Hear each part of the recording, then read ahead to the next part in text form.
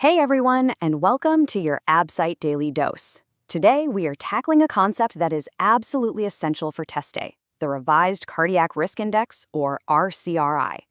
Let's jump right in and see how this super useful tool helps us figure out a patient's heart risk before they even get to the operating room. This simple scoring system can make a massive difference in patient outcomes, and really getting a handle on it is one of the keys to crushing your exams. So, what is the RCRI exactly? Well, it's this beautifully simple system, been around since 1999, that helps us put a number on a patient's risk of having a major cardiac problem. We're talking the big stuff, like a heart attack or cardiac arrest, after they've had surgery that wasn't on their heart. It's really our go-to tool for this kind of risk assessment. So the whole thing really boils down to 6 key risk factors. And here's the best part. It is not complicated at all. If your patient has one of these things going on, they get 1 point. That's it. So let's break down what those 6 things are. First up is the type of surgery itself.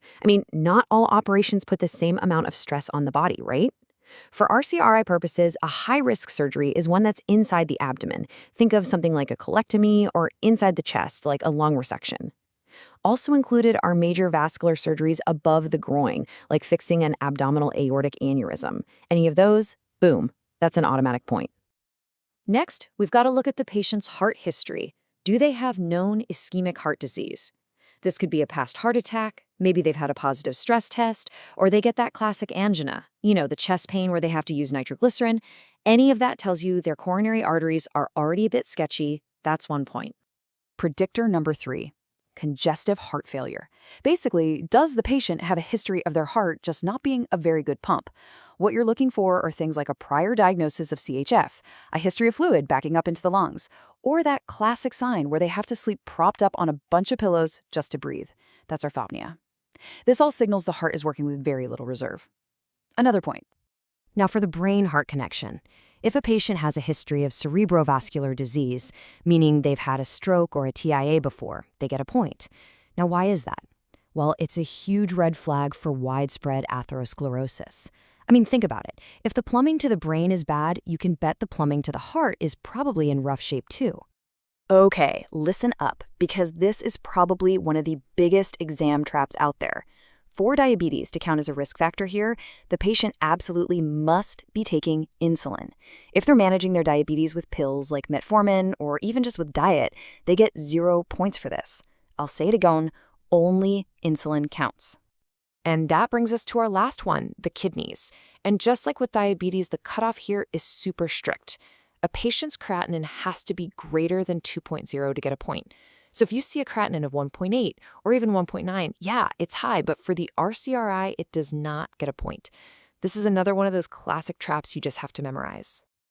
All right, I know that was a ton of information. So how do you remember all this under pressure? Well, I've got a simple mnemonic for you, the 6 C's. We've got critical surgery, coronary ischemia, congestive failure, cerebrovascular disease, CANDI to remember insulin-dependent diabetes, and finally, creatinine greater than 2. This should help you scan any question stem and quickly pick out the points. Okay, so we've got the 6 predictors down. Now for the important part. What do we do with this score? This is where we take those points and turn them into a real, actionable plan. And what's great is how straightforward the logic is here. A score of 0 or 1, that's low risk. For any exam question, the answer is pretty much always proceed to the OR. A score of 2, now we're in this elevated risk zone, and our decision-making gets a little more complex. And if the score is 3 or higher, well, we're in high-risk territory. And that means we definitely need to hit the pause button and think hard about our next steps. And this chart, this really drives home why we care so much. Just look at how the risk of a major adverse cardiac event, or MACE, just skyrockets. With 0 or 1 point, the risk is tiny, like 1%. But at 2 points, it just explodes to almost 7%. And at 3 or more points, we're talking over an 11% risk. That's why getting this score right is such a big deal. Okay, so you're feeling good, you've got the scoring down pat, but wait, here's a massive, massive point for your exams. Calculating the RCRI is not the first thing you do. It's just one piece of a bigger puzzle, a larger algorithm. Let's take a look at where it really fits. You gotta think of it like a funnel, and you absolutely have to follow these steps in order. Step 1 is this surgery and emergency.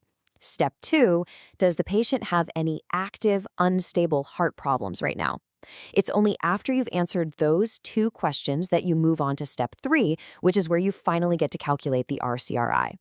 Seriously, I can't say this enough. If a vignette is screaming emergency, a ruptured aneurysm, a perforated bowel, the answer is always go to the OR. You don't waste time getting a stress test. And on the flip side, if a patient is having unstable angina right now, you don't care if their RCRI is 0. You have to delay that elective surgery and get their heart condition stabilized first. Okay, so what about that patient with an RCRI of 2 or more? This is where we pull out our trump card, the one thing that can often override everything else, their functional capacity. This is probably the single most powerful predictor of whether a patient will survive surgery. So we measure this with something called METs. But forget the jargon. The magic number you need to remember is 4. And what does that mean in real life? It's simple. Can the patient climb 2 flights of stairs? Can they walk up a steep hill without getting chest pain or feeling like they can't breathe? If the answer is yes, they have more than 4 METs of functional capacity. In essence, they have just passed their own stress test, showing their heart has enough reserve to handle what's coming. In that case, you can usually proceed to surgery, even with a higher RCRI score. All right, team. Let's wrap this up by putting it all into practice. Time to make sure we don't fall for any of those classic exam distractors. This is how we take our knowledge from good to great. So, picture this. You've got a patient coming in for a colectomy, a high-risk surgery. You check their chart and you see they have diabetes, but they only take metformin for it. And their latest creatinine is 1.9. So, just looking at the diabetes and the creatinine, how many RCRI points do they get? The answer is 0, a big, fat 0. And why is that? Because this little question has both of our biggest traps baked right into it. So let's hammer this home one last time, side by side. For diabetes, it is insulin or nothing. Oral meds get 0 points. For the kidneys, that creatinine has to be greater than 2.0. If it's 2.0 or less, it's 0 points. If you can lock in these 2 strict cutoffs, you are going to save yourself a ton of headaches on exam day. So there you have it. We've broken down the what, the how, and the why of the RCRI. But true mastery comes from putting it all together. So the next time you see one of these preoperative questions, don't just jump to the score. Run through that whole algorithm.